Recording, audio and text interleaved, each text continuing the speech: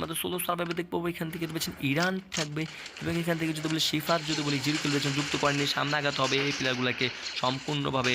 এবং আর পিআরডি তাদেরকে যদি বলি তারাও রয়েছেন, পিআরডি থেকে 3টে প্লেয়ারকে দেখবো থেকে দেখবেন। এখান থেকে জুম ইন করবেন, খানিকটা লং থেকে প্রবাস কানেকশন করে যাবেন, খানিকটা স্ন্যাপিং চার্জিং করে যাচ্ছেন। বাট যারা এখন পর্যন্ত লাইকটা করেনি লাইকটা করবেন, যা চ্যানেল সাবস্ক্রাইব করেনি সাবস্ক্রাইবটা করবেন। রিপেয়ার ভালো একটা কিল লুপে নিয়েছেন, আরও একটা কিল দেখতে পাতে যুক্ত করবেন।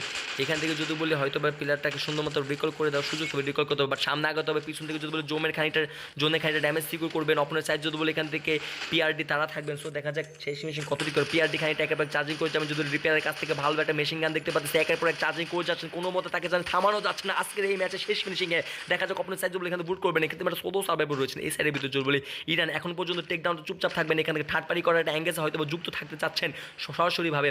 ইরানকে যদি বলে তারা কিন্তু এখানে ফাইটে ব্যস্ত নেই, আপনাদের এই সুযোগে বলে রিপেয়ার তারা কিন্তু এখানে রয়েছেন। রিপেয়ার যদি সামনে একবার টেক ডাউন করবেন, ওয়াইপ আউট করবেন, এই সুযোগে যদি বলে এখান থেকে ইরান কিন্তু খানিকটা ড্যামেজ করে ডাউন করে ওয়াইপ আউট করবেন, এখান থেকে বিদায় নিতে হবে।